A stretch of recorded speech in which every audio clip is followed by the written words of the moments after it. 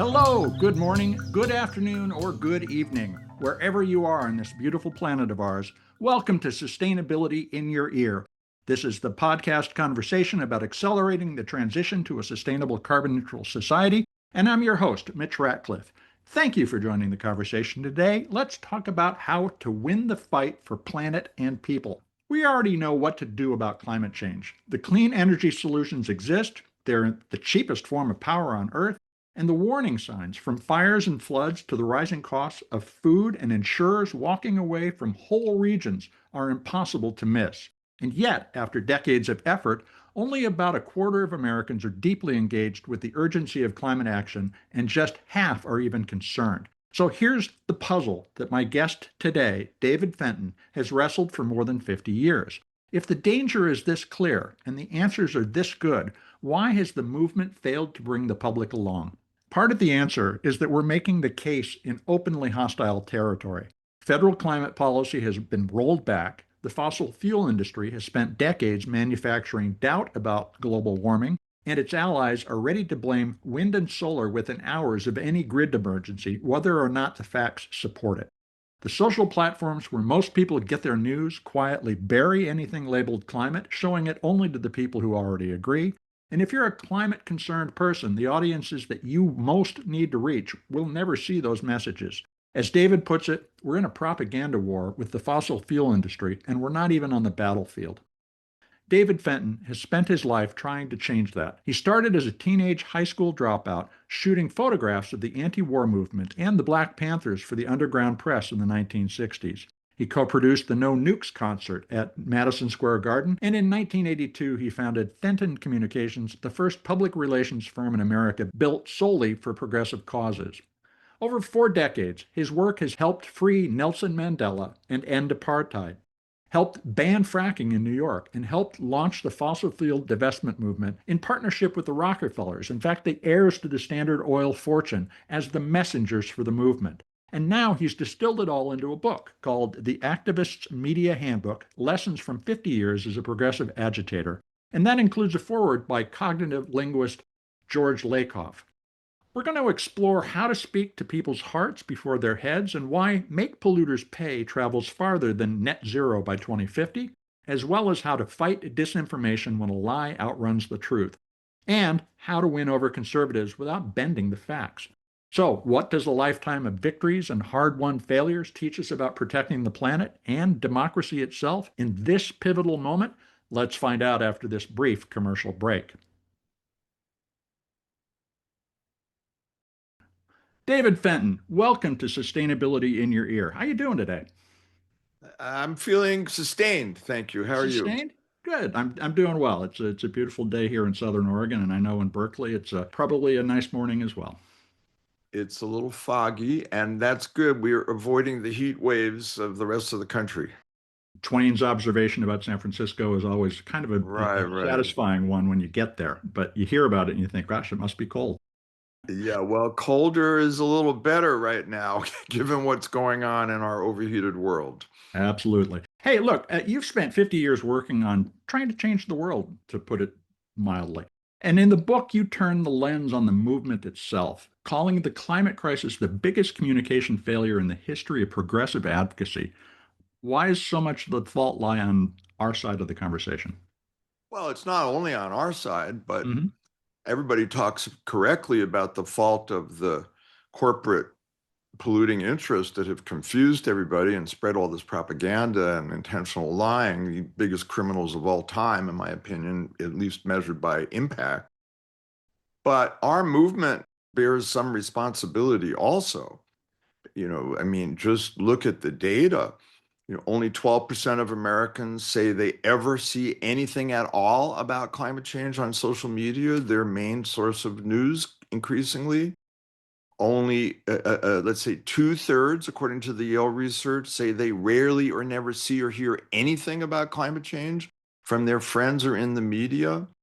The environmental groups do a lot of great things, policy, law, science, but they don't communicate. They don't spend money on communicating by and large, even though they're very wealthy. They have huge budgets. They don't value that. As we all know, they only go out to communicate with their members to raise money, not to educate or get people involved in action. When people say that they rarely or never see or hear anything about this, that's a failure. And at the same time, the fossil fuel industry is very focused on propaganda and communication. They're building up all these online influencers. They've always had a natural focus on this, and we're practicing what in the main I would call a unilateral disarmament in the information wars. And, you can't decarbonize the economy at the speed we need to, according to physics, without the public being on board. We saw this when Biden's Inflation Reduction Act passed by only one vote. And when you win only by one vote, you've won nothing permanent. And in my opinion, it's an indicator that you have not done enough to get the public on your side. And that's why Trump was able to repeal most of it by one vote. So if we're winning and losing by one vote, we're losing. But do you feel because of the one vote that still separates the two sides of the country, so to speak, that there is a lot of opportunity for real permanent change still ahead? Absolutely. I'm very optimistic because, the data shows we can help people understand what this is simply in ways that speak to their concerns about their health and their children and their property and their jobs and their prosperity and their security. But we don't, by and large. I mean, first of all, we don't reach people hardly at all. And then when we do, our language is an obstacle. We do not speak in terms that people can understand or that speak to their values and their everyday concerns. Like take the term net zero. Nobody knows what the hell that means. People really do not know what carbon is. Sorry. And so the whole, and climate justice, that's another one, as I tell people, if you want climate justice, please don't call it that because nobody knows what it means. And, if you look at the science of cognition and linguistics, when you say the word justice, what comes into people's head is the police and the court. So you're confusing the hell out of people. Now, when you talk about pollution, which is the cause of this, everybody knows what you're talking about. And the other great thing about the word pollution is that no one will ever defend it. Pollution is never good. No one ever likes it. So, we know from the research that the best language and imagery to explain what we're doing to the earth to people is that we have put a blanket of pollution around the earth that's trapping heat that used to go back out to space. And everybody can see that. That activates existing mental frames. People know what pollution is. They know what a blanket looks like. They know what a blanket does. It traps heat. So all that heat energy that used to go back out to space is now making it hotter. Duh. So that's how we need to talk about this, but we don't. So another thing, stop me from rambling on here too much, is that people learn from influencers and characters and personalities, and we don't build hardly any up. Al Gore has, long faded from predominant view. Bless him, he did a great job. But where are our influencers? We have them in the wings, and we have no infrastructure to create more visibility for them. And we don't think it's important. So, I've written about why is this? Why does the climate community, the vast NGO and philanthropic enterprise behind it, and it is vast. It's very, it's many billions of dollars a year. Why, excuse me, why doesn't it value communicating and getting the public on board to demand change? So the best answer I've found comes from the great Berkeley linguist, George Lakoff. And he says that people who study the humanities, the sciences, and the law, I'm talking to you, Bill Gates, have what Lakoff calls the Enlightenment fallacy. That is, the idea that a great piece of science or a great policy idea is going to magically reproduce itself because of its sheer intrinsic engineering brilliance. And this is a false view. The world does not work that way. And there's a corollary view to the Enlightenment fallacy, which is that selling ideas is dirty, manipulative, and beneath us. And we don't do that, even truthfully. So contrast that, Lakoff does, with the people who go to business school. That's who we're up against largely, who study cognitive and marketing science, and who in most cases, except the finance guys, have to sell products and services to advance their careers. So they have a natural tendency and inclination to engage in public persuasion to succeed. And it's very profitable for them. Do marketing and public confusion and propaganda, and you can avoid regulations on your industry or get yourself a multi-billion-dollar tax cut. Thank you. That's a great kickoff because you covered about half the questions I wanted to talk about. But let me go back and unpack some of that stuff. Sure. Money was, you started with money in politics and you closed with business people earning a profit. So money is a theme here. Is the problem partly, and I find that I am consistently put off by the number of requests for money I get daily from every. Is the problem money in politics in the first place? Should Citizens United be repealed? Absolutely. Of course. We're supposed to have a democracy, which means one person, one vote. But because of our very corrupt and very partisan, sadly, Supreme Court, they've turned it into $1, one vote. That is not what the founders intended. And that's not a democracy, that's a kleptocracy. So yes, this is a fundamental problem, but that's a surmountable problem, if you create a mass movement. And what would it look like to show up and create that mass movement? Well, we've seen it many times before. I'm very privileged at age 74. I've seen and participated in a number of mass movements fighting the odds and winning. We stopped the Vietnam War. We overcame segregation in the South. We got gay marriage. We got compassionate care to HIV victims. On and on and on. There have been a lot of victories. We legalized marijuana. We certainly vastly improved the status of women and gays and civil rights in our country. We have a long way to go, but it's nothing like it was. So these were all the results of mass movements. And there will be a mass movement to save a livable earth. That's going to happen. The weather's going to make it happen. The problem, of course, as you know from the physics, is that we wait too long to let it happen spontaneously instead of nurturing it. It could be too late. So I'm confident it will happen, but we're not building the infrastructure and creating the demand for it to the degree that we could. And it would cost a fraction of the philanthropic and NGO spending on climate and the environment today if it was directed to that.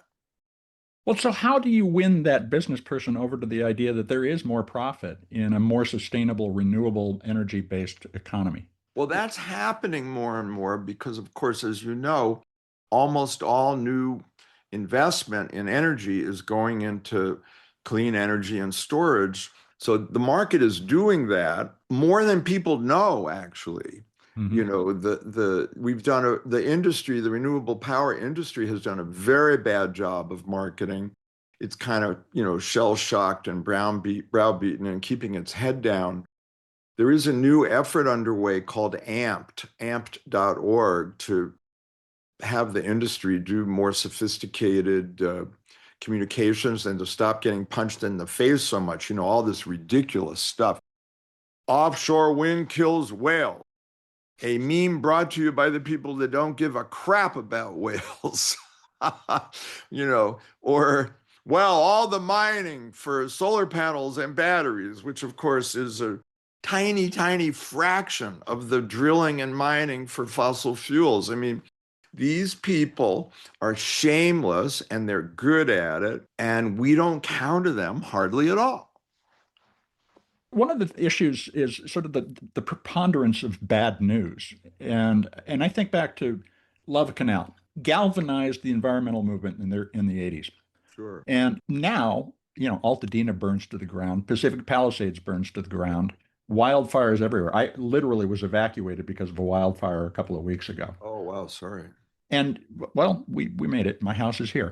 When you mentioned Vietnam, for instance, I mean, we lost about 58,000 Americans in Vietnam, but because of pollution from oil and natural gas, about 91,000 people die every year in the United States, and an additional 15,000 because of the wildfire smoke and the particulates that people are inhaling. What do we do to focus the potential rage that would change things? Yeah, well, again, only 12% of Americans see or hear anything about climate change and clean energy on social media. 2/3 say that they rarely or never see any or hear anything about it in the media or from their friends. It's not an issue people talk about. And that's all overcomable. We have no infrastructure, no marketing campaign, no persuasion campaign, none, zero, zilch at any scale to do something about this. So you can't expect people to mobilize and organize when you have one side of an information war confusing them and reaching them all the time, and the other side quiet, basically, and underfunded. And it's especially tragic because in the digital communication age, we know exactly how to reach people. It's not expensive, really, compared to the money we're spending on other things. We know how to do it. We have all the data. There's a great group called Potential Energy Coalition, run by a former corporate branding guy. They have all the data. They know exactly what messages work with which audiences, but nobody is deploying it. So this is the problem. There are other problems, of course, in the digital age. People sometimes feel that clicking on something is the same thing as activism, which it isn't. But, here's another issue. So according to the Yale research, the Yale Center on Climate Change Communication, there are approximately 80 million Americans who are in the category of alarmed about climate change. And half of them, 40 million people, say they want to be politically active on the issue. But only 3 million of them are politically active on it. And by the way, that's about the combined mailing list of the environmental groups asking you for money. Yeah. So then when they ask the 37 million who want to be politically active and aren't, why aren't you? You know what the number one answer they get is? Nobody has asked me. They've only asked for money. The 37 million, they even haven't asked them for that. So in other words, you have an infrastructure failure. We are not reaching our own base. And our own base, according to Dr. Anthony Leiserowitz at Yale, is the largest potential issue public in the country other than abortion. Much bigger than the NRA and guns, but it's not being organized. I mean, ask yourself, if you wanted to go take effective climate action today, where would you go? What website would you go to? What social media channel would you go to? Where would you go? Yeah, I have to say that in order to act, other than going to the website where I can send a note to my representative in Congress, not a lot of places come immediately to mind because everything is so diffuse. That's right. So no one's building up a trusted brand, a trusted organization to do that. We could, of course we could. And, that speaks to a whole other issue, which is, I think we're past peak crazy wokeness in the progressive nonprofit world, but we still have a lot of it. It's the language problem is big, as I mentioned, but there's also a dogmatic problem and an ideological problem. If you are stressing racial and gender divisions in your communication. You're not going to unite people against a common enemy. So not that those subjects aren't important. Everybody's identity is important, but we're not going to win by appealing to subgroups. We're going to win by assembling majorities. We have to think of a big tent. That's right. And look, we could win conservatives too. No one has a program to do that at any scale. Now, I've conducted experiments where I've bought videos on climate change into the social media feeds of conservatives. And the videos feature conservatives explaining how global warming threatens conservative values. And they're very effective, but no one does it.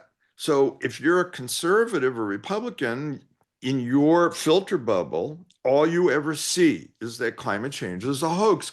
So what do you think you're going to believe if that's the only information that ever reaches you? Okay, so we could disrupt that. You can buy advertising on Facebook and Instagram and LinkedIn and all these platforms. The Russians do it, but we don't.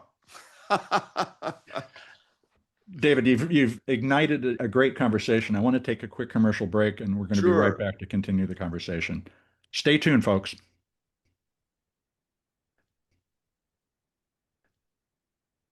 Welcome back to Sustainability in Your Ear. Let's get back to my conversation with author and progressive activist David Fenton, whose new book, The Activist's Media Handbook, Lessons from 50 Years as a Progressive Agitator, is a guide for multi-generational campaigns for a rational climate response.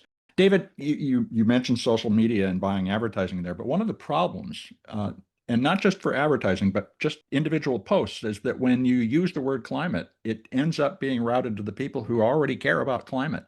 How do you communicate when the name of the problem that you're addressing is buried?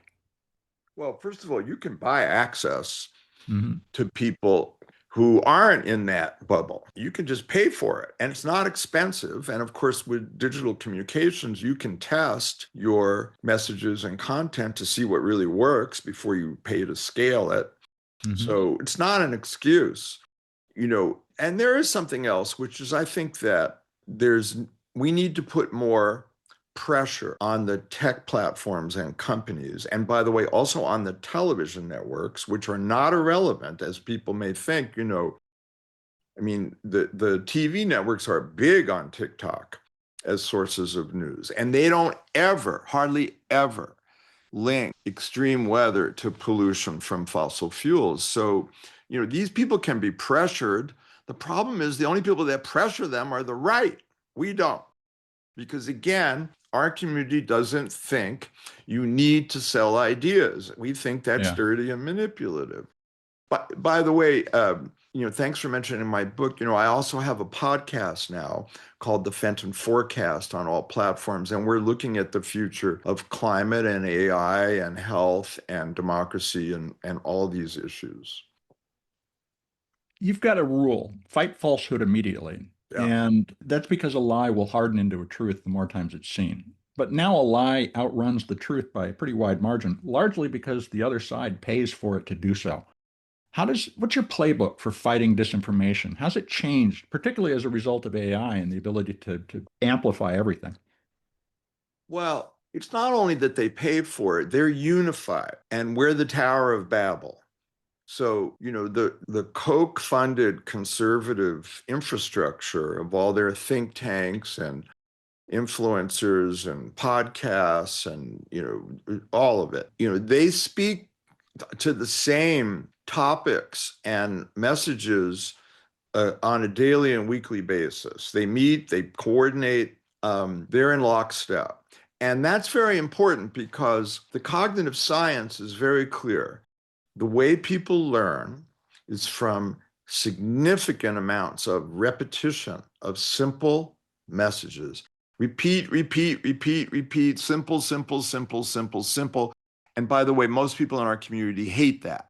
We hate simplifying things. We're not rewarded for it. And we hate repeating ourselves. But that's what works. And they understand it. So they organize their field to do that, and we're everybody on their own doing their thing. So that's one big problem. I mean, even in our scientific community, there's no unity of discourse or language or imagery. That would help a lot. Nobody organizes it. So, and we could pay for it also. Now, AI is a whole other thing, of course. And, I don't have all the answers to that, but I do think that eventually we are going to have laws in this country that demand that AI generated content is labeled as such. And we also should have laws that to be on a social media platform, you have to prove you are a human, not a Mhm. Russian bot.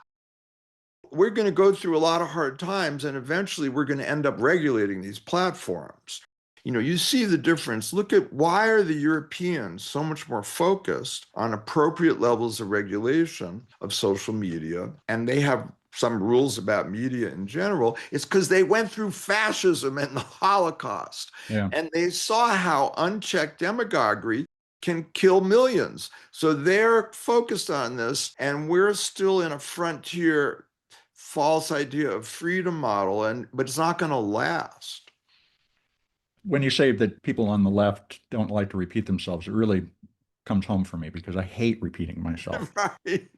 And George Lakoff, who wrote the foreword to your book, in addition to being somebody you talk about, has argued that there are two kinds of minds politically, or two moral Right, worldviews right, that are based on different models of the family. One's the strict father, the other is the nurturing parent. right. And Lakoff's work on metaphor and how it informed our relationship with the world, Women, Fire, and Dangerous Things, is a brilliant, brilliant book. And his book Yeah. on mathematics, it just blew my mind 20, Uh-huh. 30 years ago. But I've never really agreed with that bicameral mind idea. And how does that framework change the way you think about talking to people about climate? Okay, so you left out a third category from Mhm. Lakoff, which are the biconceptuals, he calls them. So Trump's the conservative, strict father. The father's always right. White people on top, men on top. That's conservative morality. Yep. And the nurturing parent, that's, we kumbaya, feel good liberals. But the swing voters are the people who have both neural networks. And they either can be activated depending on the language and personalities they are exposed to, for example, in an election campaign. Hmm. So take, for example, James Tallarico in Texas, who's running for Senate. So he's attracting lots of swing and independent voters and some Trump voters because he's activating the nurturing, caring, love thy neighbor, actual Christian side of their brains. So I think that the job here is to activate and mobilize the base and win over a significant number of the biconceptuals, and then you have enduring majority. So I think that's how I use his framework.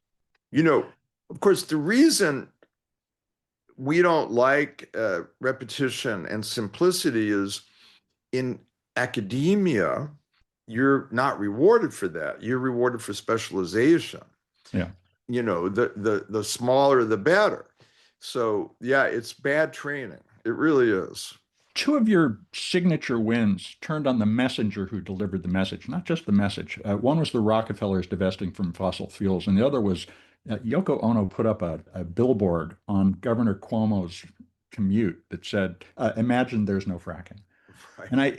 As I read about that in the book, I thought I was thinking of McLuhan and his argument that the medium is the message, but it Yeah. sounds like we've moved to the messenger is the message. Is that the case? More, yeah, because as trust in institutions has declined, including traditional media institutions, what trust remains is in people, is in individual influencers online, including some celebrities, like take Taylor Swift or people like that. So yes, whereas the media used to be the message, it's increasingly what we call parasocial influencers, people that you trust and who you follow. So the fossil fuel industry is building up a bunch of these people. You can Yeah. see it. In fact, right now there is a torrent of horrible disinformation on climate on Elon Musk's racist platform.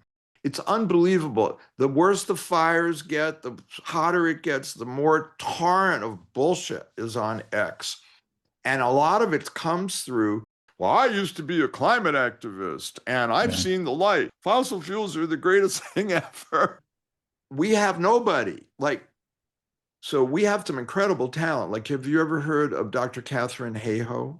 Oh, sure. Yeah. Okay.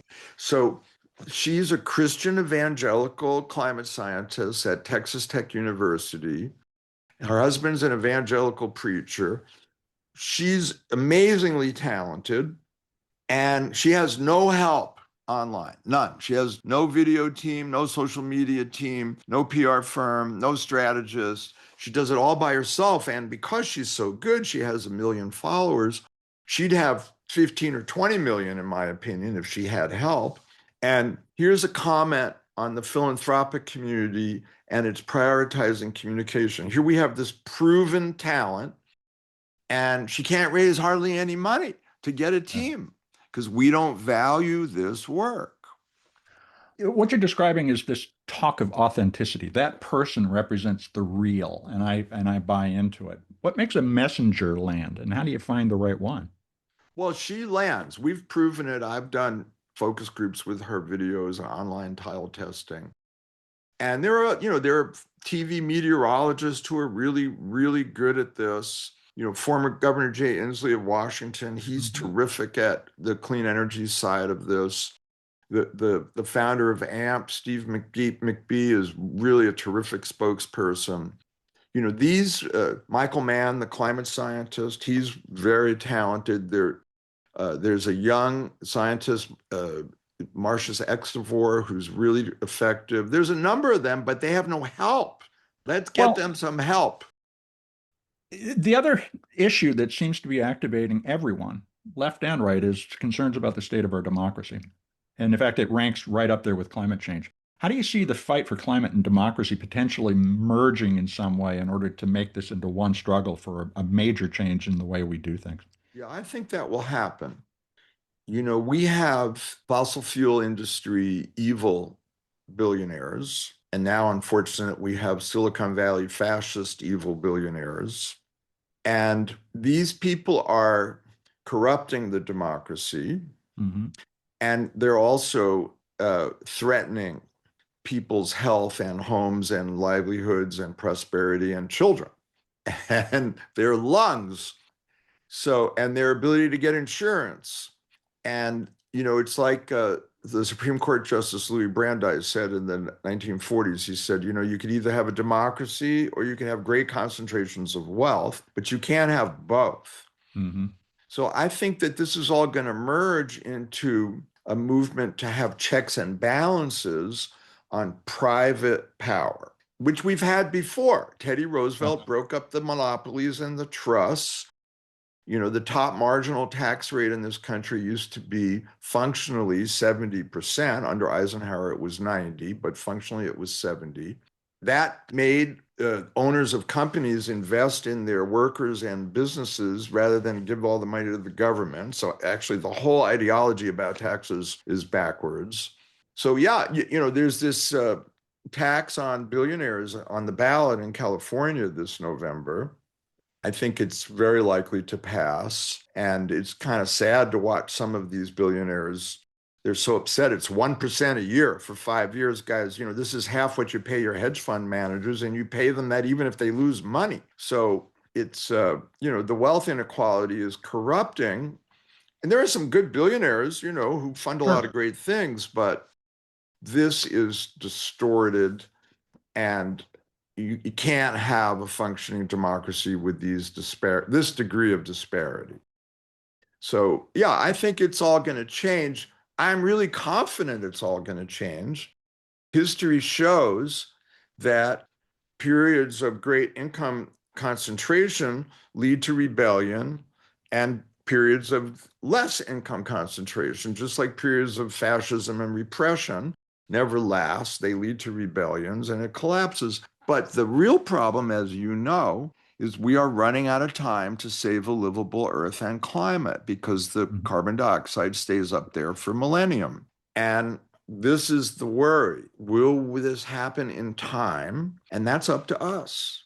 That's the nail we have to figure out how to drive home. And Franklin Roosevelt, the other one, there's an apocryphal story about him after coming to office. The Depression was underway. He brought the richest people in the world, in the country, to the White House and said, look, we have to do something about this or they're going to kill you. What is it going to take to there's another change that? meeting that Franklin Roosevelt had when he first took office. He brought in all these progressive and labor leaders, and they all laid out what they wanted him to do. And Roosevelt looked at them and said, I agree with you on everything. Now go out and make me do it. So that's the job. Well, okay, but what event catalyzes that moment here in the United States? Do we have to wait for the ultimate disaster? You know, the disasters are happening all around us. That's the problem. It's diffuse. Okay, but back to there's nothing on social media. There's almost nothing in the regular media about this at all. But there's certainly nothing simply linking the pollution from oil, coal, and gas to these weather disasters. So this is not something that people really know at a deep enough level. You know, when you ask Americans what causes climate change, you know the number one answer you get? It's caused by the ozone hole, which it isn't. And when you ask them how to solve it, the number one answer you get, 40%, is reduce, reuse, and recycle, which won't solve it. So you have climate illiteracy, which we could fix. And until we do, we won't get action. For someone listening right now, what is the one thing you would urge them to do? Talk about it. Talk about it, post about it, get everybody to talk about it. We have an emergency that people aren't talking about. That's not good. And I think that pressure any philanthropists and NGOs that you know to devote more of their resources to creating public demand. Public knowledge and public demand is what we lack. We don't lack solutions, we lack demand. David, this has been a fascinating conversation. How can people follow your work and tune into the podcast? So the Fenton Forecast is on Spotify and Apple and YouTube and all the major platforms. The website's fentonforecast.com. The website for my book is davidfentonactivist.com, davidfentonactivist.com. And if anybody wants to write to me, it's hello@fentonforecast.com, hello@fentonforecast.com. David, I hope you get a lot of mail. Thanks so much for your time today. All right, thank you. Let's stay in touch. I'd love to. Okay, bye.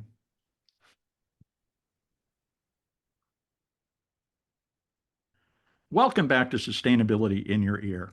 You've been listening to my conversation with David Fenton, the founder of Fenton Communications, author of The Activist Media Handbook, Lessons from 50 Years as a Progressive Agitator, and host of the Fenton Podcast. You can learn more about David's work at davidfentonactivist.com. David Fenton Activist is all one word, no space, no dash, davidfentonactivist.com. And you can find the podcast at fentonforecast.com, which is also all one word, no spaces, no dash, fentonforecast.com. So, 50 years of campaigning from no nukes to the fight over fracking in New York, and here's the verdict that David brings back. The climate movement is losing an information war because it showed up for the fight with ideas, not effective messaging. 12% of Americans say that they ever see anything about climate change on social media. Of the roughly 40 million Americans who say they want to be politically active on climate, only about 3 million follow through with action. And when researchers ask the other 37 million why they aren't involved, the top answer is that nobody has asked them. Well, that's not a public opinion problem. It's an organizing failure based on over-reliance on mailing list-based fundraising. You got to give people something to do, not just ask them for money to do something for them. So let's start with where the money goes. Climate philanthropy and the NGOs that it funds are very good at policy, law, and science, and they spend almost nothing on persuading the public that any of that matters. David traced that to what George Lakoff calls the Enlightenment fallacy, the belief that a strong policy argument will spread on its own just because it's correct, in addition to the corollary that selling ideas is beneath serious people. I hear a version of this every week on the show. We're not short of solutions. We cover them constantly. Heat pumps, geothermal networks, sorting technology that can pull a specific polymer out of a mixed stream. What we are short of is the 40 million voices that make any of it politically survivable. The Inflation Reduction Act passed by one vote and was gutted by one vote. And David's read is that a bill that you win by one vote is a bill that you never really won. And so far, that's proven to be true. Now, another point cuts closer to home for those of us who care about this. When Americans are asked how to solve climate change, the most common answer is reduce, reuse, and recycle. And bully for them, I believe that that is part of the solution. Earth 911 has spent 3 decades on exactly that vocabulary, and I'm not going to pretend that it has succeeded. Recycling is a material strategy. It's a big one because most of what we call consumption is really extraction, processing, and transportation, as well as the emissions embedded in the goods we buy. And they're a bigger share of the national footprint than most people assume. But no rate of curbside recycling participation decarbonizes the grid or the fleet that delivers the products to us and takes it away, including for recycling. David's fix is to stop leading with the words that fail to gain cognitive traction. Net zero means almost nothing to most listeners. Carbon, which is the basis for life, is a mystery to most people. Pollution, however, is a word nobody defends. And David's description of a blanket of pollution around the earth that traps heat is a picture people already have in their heads. That's worth borrowing and worth testing in conversations with your friends and family. And finally, it's time to look closely at the messenger economics that are involved in this new communications conflict.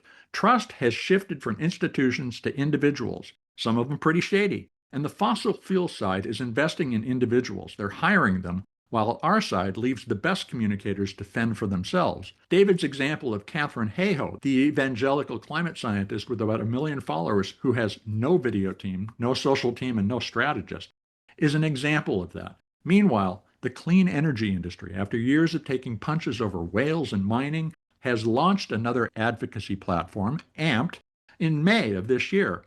Take a listen to my recent conversation with Good Power's Leah Kuzba, who is working the same strategy from the tools end of the equation. That is, with AI-assisted tools for spotting anti-renewables messaging and responding to them. And to David's caution, I would add another. Attention purchased is not the same as earned trust. Industry-funded persuasion carries a credibility discount, and the parasocial channel can cut both ways. The influencer who tells you that they gave up being a climate activist after seeing the light is using the exact same machinery in our minds. Money buys research, but it doesn't necessarily buy a messenger people will continue to believe. So here's the number that I'm going to be watching for this year, and it's not the number of gigatons of carbon or the gigawatts of energy, but whether a single large climate funder moves serious money into permanent communications infrastructures. And by the way, I am hearing rumors that there is one big one out there looking at a $300 million campaign. The 37 million wannabe climate advocates are still waiting to be asked, and they need to be equipped with messages and tools they can use to take action. So we're going to continue to watch this story and share progress as it develops. Hey, if this conversation gave you something to argue with, send it to somebody who will argue back and leave us a review while you're there. Folks, you're the amplifiers that can spread more ideas to create less waste. And there are more than 560 episodes in the Sustainability in Your Ear archive to share with your friends, your family, and coworkers. You can find us on Apple Podcasts, Spotify, iHeartRadio, Audible, and any other purveyor of podcast goodness you prefer. Thanks for your support. We really appreciate you spreading the word. I'm Mitch Ratcliffe. This is Sustainability in Your Ear, and we will be back with another innovator interview soon. In the meantime, folks, take care of yourself, take care of one another, and let's all take care of this beautiful planet of ours. In fact, let's advocate for it. Have a green day.